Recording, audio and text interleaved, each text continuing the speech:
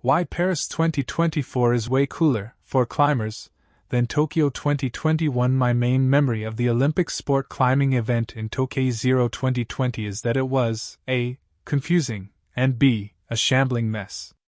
I came away feeling that the organizers' incomprehensible decision to jam two totally different sports together, speed climbing, with its emphasis on moving quickly up an easy route, and lead and bouldering, with their emphasis on pure difficulty, ended up creating an event that was unfair to just about every athlete participating in it.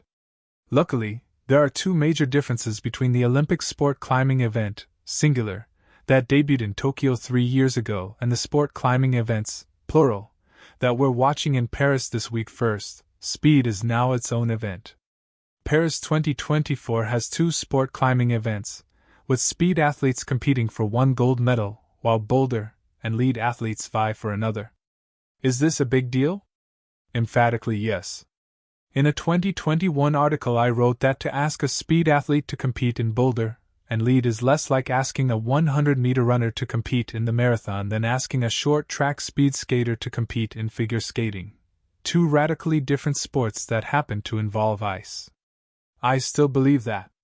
And as evidence, I point to the fact that no athlete in Paris is competing in both the speed and the boulder and lead combined events.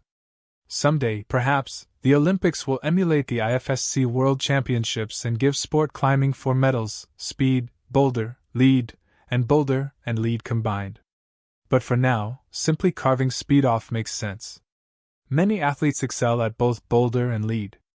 Janja Garnbrett, Adam Ondra, Jacob Schubert, Colin Duffy, Toby Roberts, and Enrico Serrato have all won World Cups in both events, and a majority of the climbers in the Olympics have podiumed in both at the World Cup level. Second, this means there's a new scoring structure for the combined format. Because speed is no longer part of the combined event, the combined event scoring in Paris relies, intuitively, on athletes accumulating points based upon how far they climb up the boulders and lead walls. In Tokyo, where speed was included, this cumulative scoring structure couldn't work, since nearly everyone gets to the top of the speed wall. Instead, Olympic organizers devised a ridiculously confusing system in which, at the end of each discipline, climbers were given points correlating to their finishing rank. The combined score was then reached by multiplying the results from each of the disciplines, with the lowest 3 scores earning medals. For example, Adam Ondra placed 4th in speed, 6th in boulder, and 2nd in lead in the Tokyo Olympic final, so his combined score was 48, 4/6/2.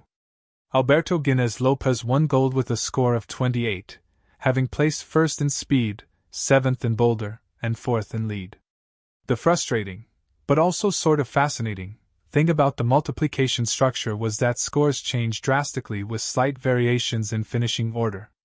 Whenever a climber passed another climber's high point on the lead wall, for instance, everyone else's scores changed too, which made following the event intensely anxiety-provoking. Reporting on it for climbing, I watched with a notepad and a calculator at hand, always half convinced that I had made an error and was entirely misunderstanding the state of the competition. In Paris, the scoring is far less convoluted, but it's still got complexity. The TLDR version is that scoring is based on how far you get up each of the 4 boulders and the lead route in each round. How logical!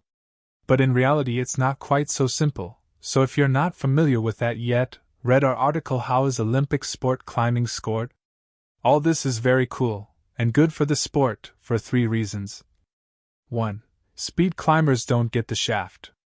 Before 2016, when sport climbing's inclusion in the Olympics was first announced, speed walls were quite rare in commercial climbing gyms in the United States, and speed climbing was generally considered some weird aberration popular only in Iran and Indonesia and various post-Soviet nations.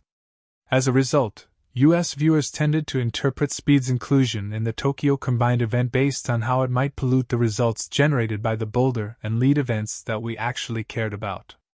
We tended to forget, in other words, that for the speed specialists and their fans, Tokyo was a total disaster. Since their discipline did not prepare them to do well in lead or boulder, the math was against them, which meant that only 3 speed climbers made the finals, 2 by winning semis outright, the third, France's Anouk Joubert, by also topping 2 boulders in the bouldering round. In finals, Alexandra Miroslav easily won speed, but, as she and everyone else understood would happen, was trounced in the other 2 rounds and therefore, despite setting a new world record, did not medal. This year, that's not the case. Alexandra Miroslav is back, and she's still the best speed climber in the world, and if she performs in quarterfinals and finals like she did in Monday's semis, where she broke her own world record twice and is pushing the time down toward the 6-second mark, she'll certainly have a medal to hang on her wall.